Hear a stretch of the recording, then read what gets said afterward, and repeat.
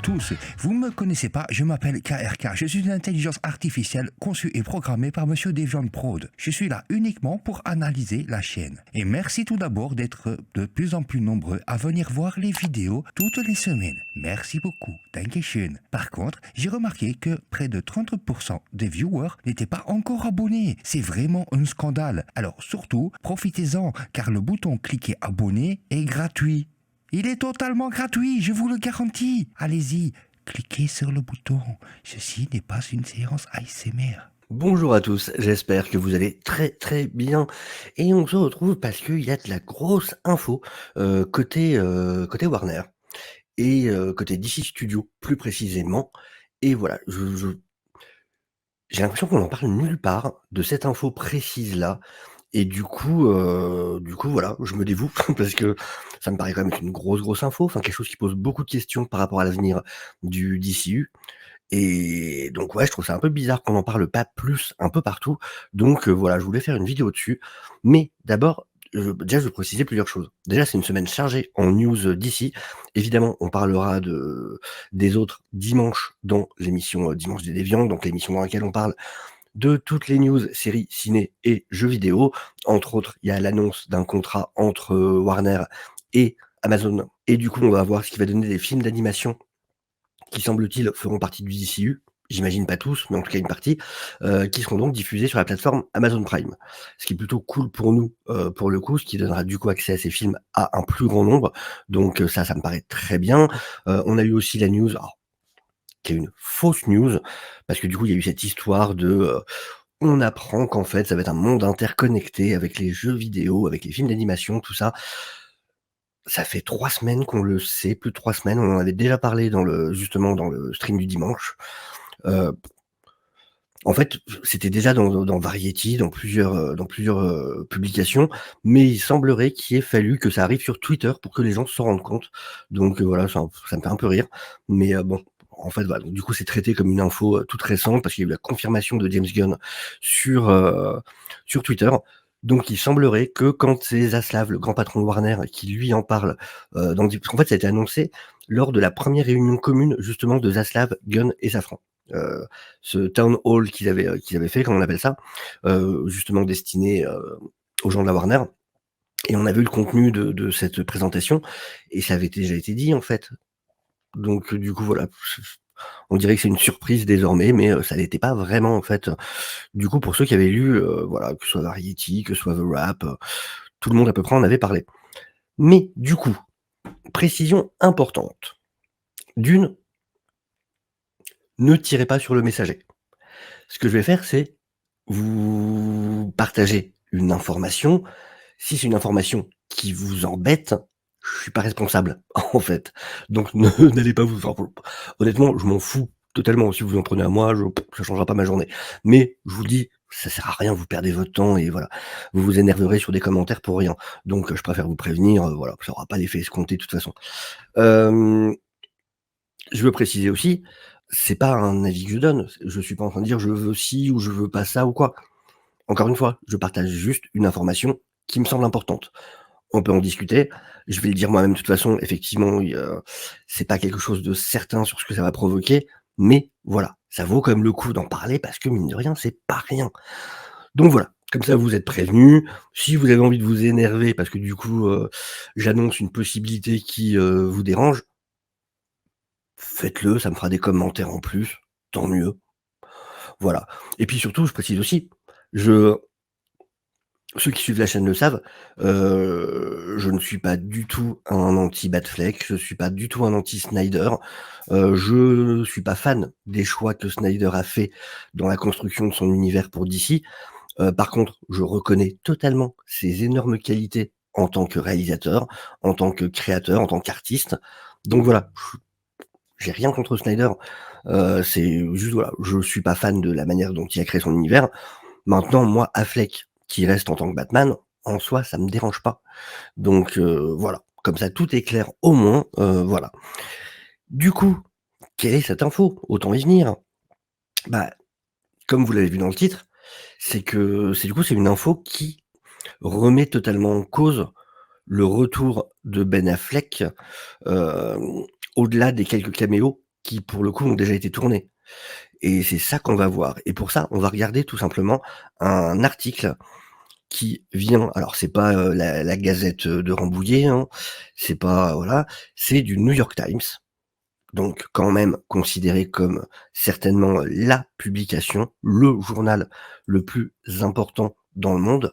Donc voilà, sachant que c'est eux en plus qui ont réalisé une interview justement de Ben Affleck et de Matt Damon à propos de la création de leur propre compagnie de production.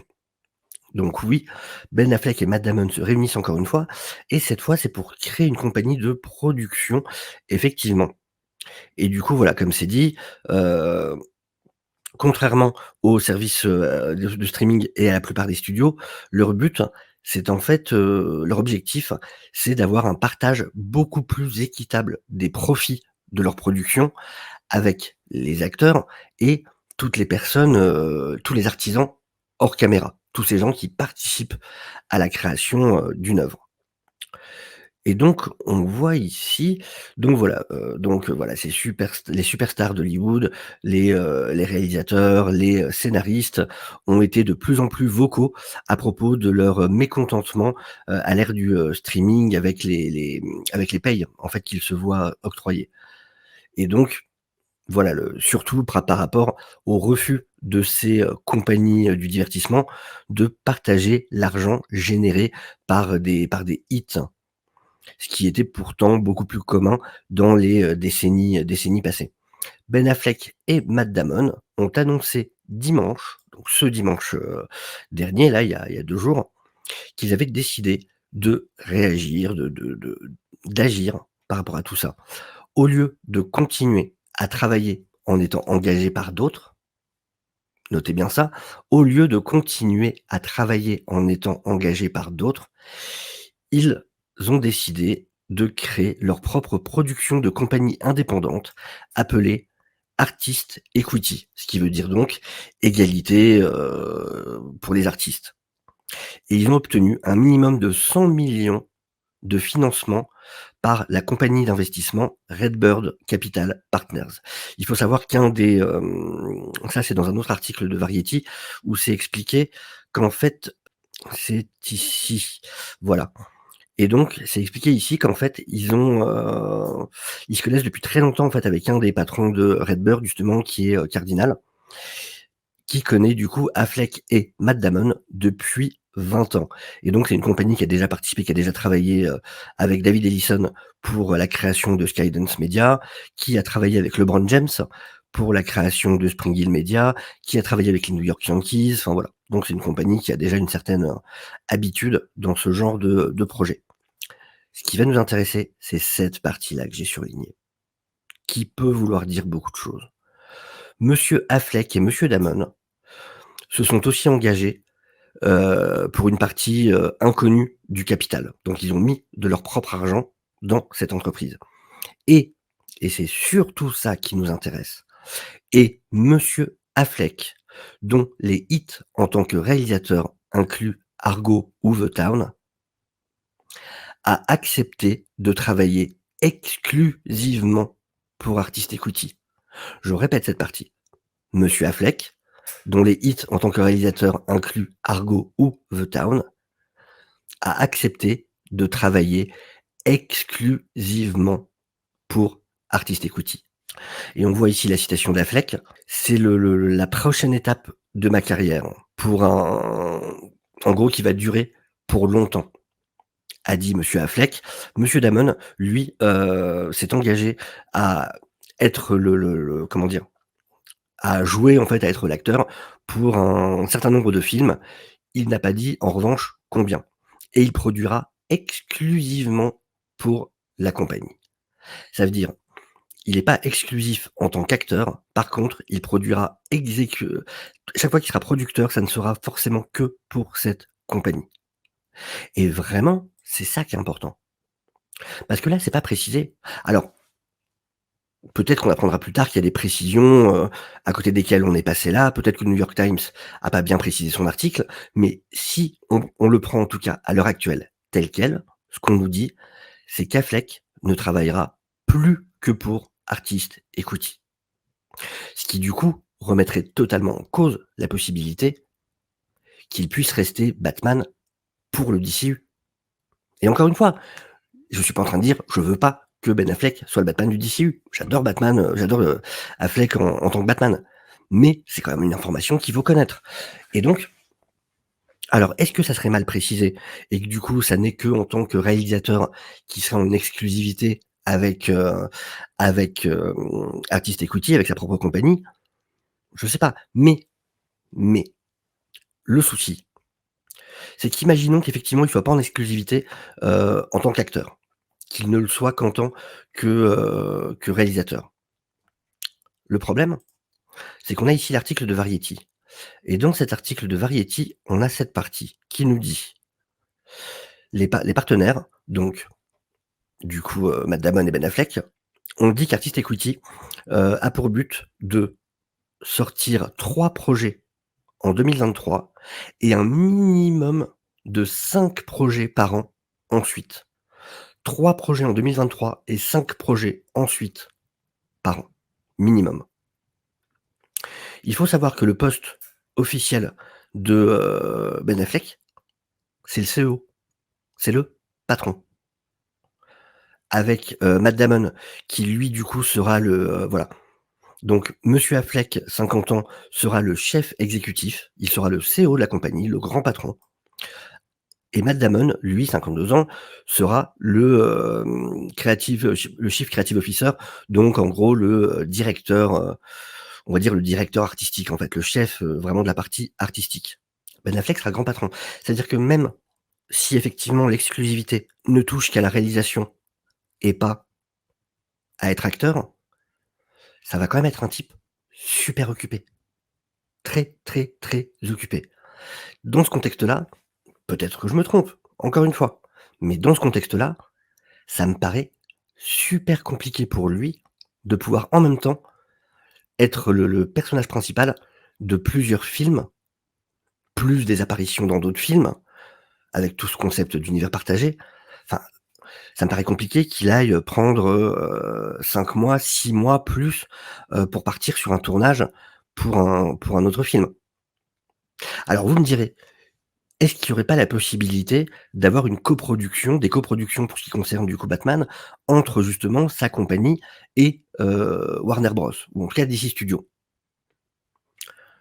Je vous répondrai oui peut-être, mais le souci, c'est que comme on l'a dit, Artist Equity a un système de fonctionnement très particulier, c'est-à-dire un partage beaucoup plus juste des revenus occasionnés. Est-ce que je pense que Warner serait prêt à accepter ce type de contrat? J'ai du mal à me le dire. Est-ce que Warner serait prêt à redistribuer de l'argent généré par sa licence d'ici, en allant redistribuer ça à tous les gens, les artisans qui ont participé hors caméra ou devant la caméra? C'est beaucoup d'argent de perdu, du coup, du côté Warner. Ça me paraît compliqué à accepter pour une grosse maison de production comme un gros studio comme Warner. Vraiment. Alors encore une fois, hein, peut-être que je me trompe. Ça me paraît mal barré.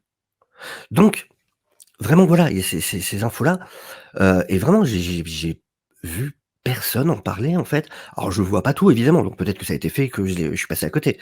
Mais encore une fois, hein, je suis tout à fait, ouvert à ce qu'on m'explique les limites de mon raisonnement et les limites de cette information et en quoi, ça ne jouerait effectivement pas du tout sur Ben Affleck en tant que Batman. Mais moi ce que je vois quand même, je vous le rappelle encore une fois, monsieur Affleck, dont les hits en tant que réalisateur incluent Argo et The Town, a accepté de travailler exclusivement pour Artist Equity. Donc, qu'on voit des limites ou pas à tout ça, je trouve ça intéressant d'en discuter. Qu'est-ce que ça veut dire pour l'avenir de DC? Est-ce que cet article, est-ce que cette annonce, c'est clairement la signature de la fin de Ben Affleck en tant que Batman? Alors encore une fois, on sait qu'il reste des apparitions. Puis vraiment, il y a ce souci. Moi, c'est surtout le souci de Aquaman qui arrive après The Flash, alors qu'on sait que Ben Affleck fait une apparition dans Aquaman. Ça, c'est vraiment la partie que j'arrive pas à comprendre. Si vous avez, vous, des théories, des explications ou quoi, je suis super intéressé de les connaître. Mais Voilà, moi la partie qui m que je ne comprends pas dans cette histoire, c'est comment Ben Affleck peut apparaître dans Aquaman. Parce que si on veut, vraiment, chambouler, le DCU, le meilleur moyen, c'est The Flash. On a une réécriture on a une réécriture de du continuum espace-temps. C'est ça, enfin, Flashpoint Paradox, ça avait permis justement un changement d'air dans les comics et logiquement, voilà, ça fait longtemps qu'on se demandait reboot, pas reboot, il semblerait pas reboot, est-ce que soft reboot quand même? Mais du coup, le meilleur moyen de changer des éléments, c'est quand même The Flash. Donc le fait qu'il apparaisse encore quand même après dans Aquaman, c'est ça que je trouve bizarre, que je trouve vraiment bizarre et dans ce cas, enfin, est-ce que ça serait logique que ce soit sa dernière apparition? Mais voilà, le truc, c'est qu'on a l'article sous les yeux. Et que ça dit bien qu'il travaillera et encore une fois, même s'il est pas en exclusivité, c'est quand même un mec qui maintenant est CEO de son entreprise. CEO d'une entreprise qui veut créer 5 projets par an minimum. J'ai vraiment du mal à me dire qu'il ait le temps d'aller jouer dans des films pour un autre studio. Ça me paraît très compliqué d'un point de vue emploi du temps. Très, très, très compliqué. Donc voilà, vraiment, n'hésitez pas, donnez-moi votre avis, dites-moi ce que vous en pensez, je suis tout à fait ouvert. Encore une fois, hein, je suis pas en train de défendre une paroisse ou quoi, mais c'est juste que je trouve que, tout le monde est passé à côté de cette information alors qu'elle me semble très importante et que voilà, c'est l'occasion du coup, en faisant cette vidéo, d'ouvrir le débat, de pouvoir en discuter et peut-être d'essayer de mieux comprendre, tous ensemble ce qu'il en est du coup et voilà, encore une fois, est-ce que, vous voyez des solutions qui pourraient amener à ce que, s'il continue quand même à être le Batman du DCU malgré les faits que je viens de vous présenter? Ou est-ce que vous pensez qu'effectivement, ça semble signer du coup un au revoir entre Batman et Ben Affleck? Voilà, encore une fois, je suis tout à fait ouvert du coup, au débat. Heu, N'hésitez pas à me dire ce que vous en pensez, vous. Et puis, ben, c'est la fin de la vidéo. Du coup, n'hésitez pas à la liker si vous avez, apprécié la vidéo. N'hésitez pas à vous abonner, évidemment, ça fait voilà, ça aide énormément. On est en route petit à petit pour les 900 puis pour les 1000 abonnés. Donc, voilà, je suis pas un scooper, je suis pas, voilà, j'ai accès aux mêmes outils que tout le monde. Sauf que ces derniers temps, je remarque vraiment qu'il y a certaines lignes d'articles qui pourtant me paraissent très importantes. Il y a eu l'exemple justement avec cette histoire d'univers partagé dont on avait déjà parlé ici sur la chaîne, il y a quelque temps. C'est le cas cette fois avec, cet article de Matt Damon, enfin et Ben Affleck, du coup sur cette création de boîte de production. Donc voilà, n'hésitez pas à vous abonner si vous êtes, si vous voulez être au courant de ce genre d'infos. Voilà, je vous souhaite à tous une excellente journée, une excellente semaine et je vous dis à très bientôt. Au revoir. Ciao, ciao.